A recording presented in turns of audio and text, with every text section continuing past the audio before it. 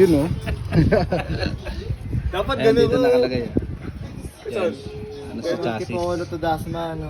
Yan, Antipolo to Dasma. Yan mga boss, dinayo dito. Testingin mo, boss. Kahit sumapa ka pa dito, eh. Matay pa eh. Ayan. Oh. Ang alog. Walang sabit. Walang sabit. Ayan. Okay.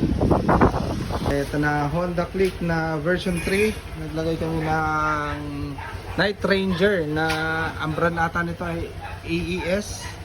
So same siya ng design ng ng TDD. So ito yung pinaka dito boss, mga boss. Pinaka highlight dito ay yung bracket. Ayan hindi siya nagpapalag-palag. Na-under na yung motor. Hindi siya nagba-vibrate. So yan yung pinaka highlight natin diyan.